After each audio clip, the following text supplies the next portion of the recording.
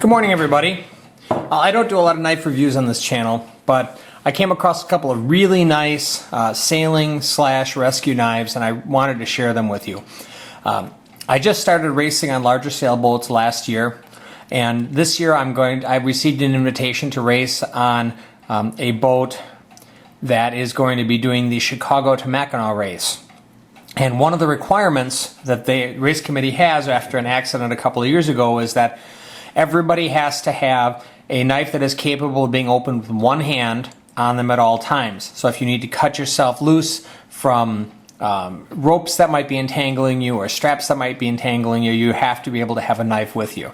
And now I've never been a big fan of serrated blades. However, when it comes to cutting rope, it's awful tough to beat a serrated blade. So I did a lot of looking, and I did a lot of reading and a lot of research, and I saw some reviews of a couple of knives from Spyderco. The requirements that I had for these knives was the knife had to, number one, be able to be opened with a single hand, either left-handed or right-handed. If I open it left-handed, which I'm a southpaw, so that's important to me, it opens easily. If I do it right-handed, it opens easily right-handed. So that's the first requirement. It's got to be opened with one hand. I wanted a stainless steel knife that was not going to corrode because I don't want to have to put a lot of maintenance into the knife. And these knives are made out of an H1 steel from Spyderco. It is considered to be rust proof. I've never known anything that was totally rust proof, but apparently these come about as close as you can get. I wanted something that was, as I said, very low maintenance. So the nylon handle, this is actually material that Spyderco calls FRN. It is a nylon material with fibers that are embedded into the glass, or that are embedded into the nylon. So it's a very strong, very durable knife. Don't do this with a lot of my knives, but you can see that is not going to damage the knife at all. It still opens and closes just the way that it did before. So it's going to be low maintenance. I looked at, the other thing that I really wanted was I wanted a sheep's foot style blade. And the reason I wanted the sheep's foot blade is so that if I'm cutting near flesh or near a person, I'm much less I'm not going to stab somebody. It didn't have the real sharp tip. If it gets dropped in the sailboat deck, it's not going to stick into the deck. It's not going to damage the deck. So that's very important to my captain. And since this is my wife's dining room table, it's also very important to my wife. So sheep's foot shaped blade. It's got the serrations to it. It's got the nice hole for a one-handed opening. It's a locking blade. I don't use knives that don't lock, especially if you're going to be working with them. The last thing I need is the knife to fold into my hand while I'm working. This knife has some really nice solid gimping or jimping on the back side of the thumb hole, which gives you a really solid grip. You can see how this one holds in my hand. Again, this is the Salt version of it. This is the smaller one. This is the Atlantic. This is the larger one. I ordered both of them because I couldn't decide based on what I was seeing on the videos which size was going to work better for me. So you can see when I hold the Atlantic in my hand, I've got a little bit of blade of handle sticking out. This one is very, very comfortable. It gives me a nice solid grip. It's a little bit long for me to carry on my life jacket, which is one of the reasons that this is probably the one, this Salt 1 is the one that I'm going to carry on, actually attached to my life jacket via this pocket clip.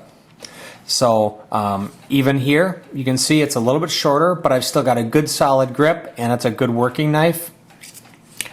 Opens and closes, no problems. A couple of the features that I really liked on these knives, let me give you some dimensions first while I'm thinking about it. The Atlantic is length when it's closed of 4.625 inches, and the Saver Salt is 4.093. So the Saver Salt is about a half an inch shorter when it's closed, and it's about 1 inch longer or 1 inch shorter when it's opened up. You can see the difference between the two here. The handle is slightly longer for the Atlantic.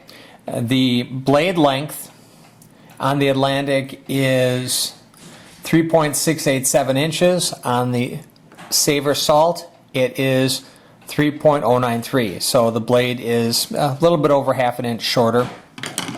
The thickness on the two knives is the same. They're both 0.125 inches thick. Now since you know that they're identical, I'm going to talk with using the smaller one. But everything I'm going to give you is common to both of them. Both of these carry tip up. So you can see the pocket clip here. The pocket clip is not reversible. So if you're going to carry these, you have to carry them tip up if they're going to be clipped into your pocket. For a working knife, or for working sailing knife, one of the things I really appreciate is that they have this lanyard hole here, which is large enough to take a piece of paracord and run through. It's a little bit of a snug fit, but a piece of paracord will run through, which will allow you to tie this on as a lanyard so that if you drop the knife, you don't have to worry about losing the knife, because a knife that's overboard doesn't do you a darn bit of good. Both the knives, I think, are reasonably priced for what you're getting. This Super Saver Salt runs $110. According to the Spyderco website, you can find it less expensively than that. If you look a little bit, or you look on some of the alternative sites, you can find this one is about $10 more, the Spyderco Atlantic Salt, but they're both pretty comparable as far as their price goes, and I think they're both outstanding knives for what you're trying to do with them. Again, this is the Spyderco Atlantic Salt in yellow with the H1 steel and the FRN handle. This is the Spyderco Saver Salt, again with the FRN handle and the H1 steel. And that is my review for today. Hope you enjoyed the video. Hope you learned something. If you did and you liked the video, please favorite it. If you've got any comments, please feel free to leave comments along the bottom. I always value my subscribers' comments. If you like the channel, please subscribe. Be safe, and hey, take your kids camping. Have a great day, everybody.